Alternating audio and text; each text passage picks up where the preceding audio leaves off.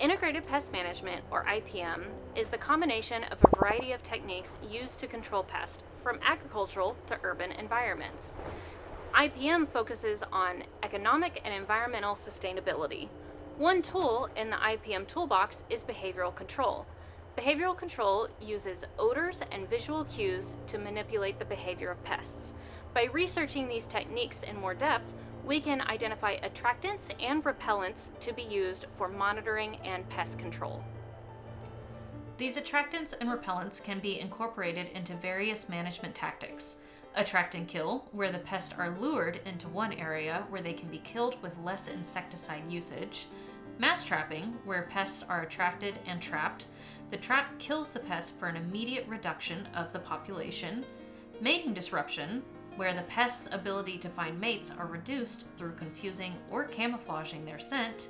And push-pull, in which both attractants and repellents are utilized to push the pest away from valued areas and pulled towards target locations. Several of these methods can be used in tandem. One example of an invasive pest that can be controlled by these methods is spotted-winged Drosophila, which we here at Rutgers just happen to be studying. Spotted-winged Drosophila is a severe fruit pest which spread through the New Jersey ecosystem around 2011. It uses a unique serrated ovipositor to attack and lay eggs in soft-skinned fruits such as blueberries, raspberries, and strawberries. In order to identify specific odor-based attractant and repellents for use against spotted-winged Drosophila, we are conducting laboratory and semi-field choice tests. In the case of attractant compounds, we put the attractant in one vial and then we put the blank control in another. We then release flies into the arena and then count how many flies are in each vial. For repellent compounds, we place the repellent alongside an attractive source such as fruit. We then put the attractive source alone in another vial. Again, we release the flies and then we count how many land on each source. At Rutgers, we are using assays made up of petri dishes for testing dose response to small quantities of the compound, deli cups with gated trap vials, and bug dorms with larger quantities of the compound along with the target fruit.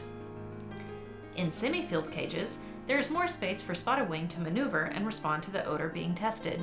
Smaller cages are used for choice test, where 2 fruitless bushes are used and either baited with the compound or a blank control.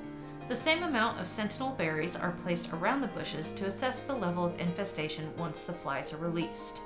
Large cages used at Rutgers can be placed over 5 bushes.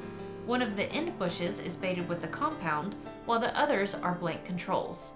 Flies are released at equal numbers and spacing throughout the cage, then infestation along the gradient from baited bush to the other end is checked. The attractant and repellent compounds at this point have been tested both in laboratory and in semi-field conditions. We still need to test them under more variable open field conditions.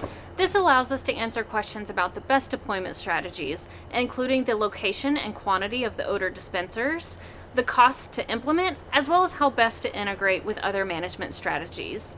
This allows us to work towards the end goal of implementing these odors in commercial settings and towards the overall goal of integrating into the greater IPM toolbox.